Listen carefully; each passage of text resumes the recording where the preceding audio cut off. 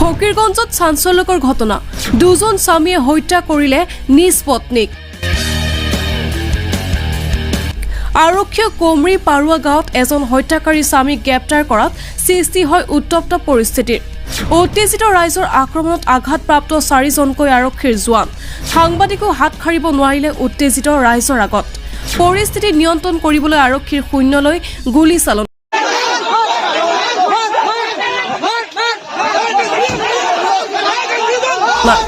উল্লেখ্য যে ফকীৰগঞ্জ আৰক্ষী থানাৰ অন্তৰ্গত কোমৰি পাৰুৱা গাঁৱৰ মুতালেব মণ্ডলৰ পুতেক ৰাকিব মণ্ডলে নিজ পত্নী মঞ্জিলা খাতুনক চোকা অস্ত্ৰৰে ডিঙি কাটি হত্যা কৰে আৰু বীৰসিং চৰৰ ছবদেৰ আলীয়ে নিজ পত্নী জেছমিনা খাতুনক ডিঙি ৰেপি হত্যা কৰে মোৰ কল আইছে যে তোমাৰ বোনটিকে তোমাৰ বোন জামাই হত্যা কৰেছে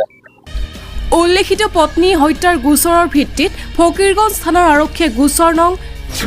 96/24 U/S 80 BNS 2023 আৰু 97/24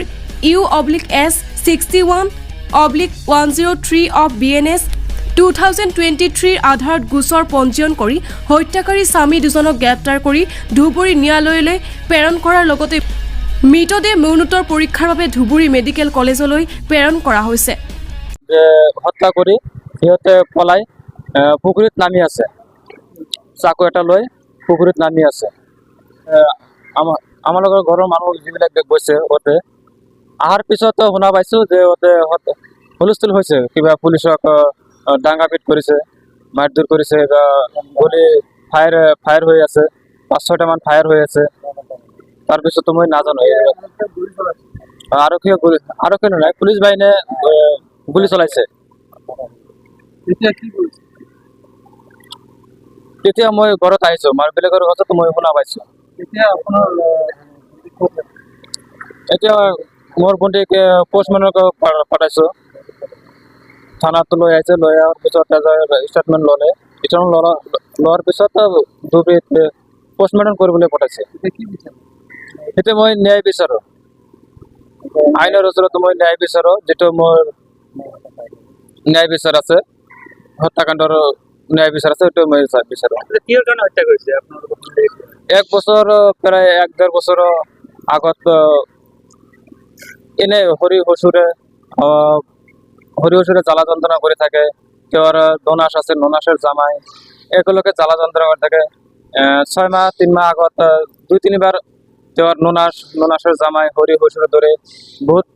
ডাঙাইছে বহুত বাৰ পিটাইছে পিটাৰ পিছত মই একো কোৱা নাই মোক মোৰ ভণ্টিয়ে ফোন মাৰি মাজে মাজে কয় যেনেকুৱা এনেকুৱা কথা কৈ আছে মোৰ ভণ্টিয়ে মোক ডাঙাইছে মাৰিছে কালি যিটো হত্যাকাণ্ড হ'ল আগৰ পৰা নিৰ্যাতন চলি আছে বিয়াৰ পৰাই মাজত নিৰ্যাতন চলি আছে আৰু এটা কথা শুনিবলৈ পাইছোঁ যে আপোনাৰ ভণ্টি নিজে দিন হাজিৰা কৰি আপোনাৰ পৰিয়ালটো নিজে কামলা দি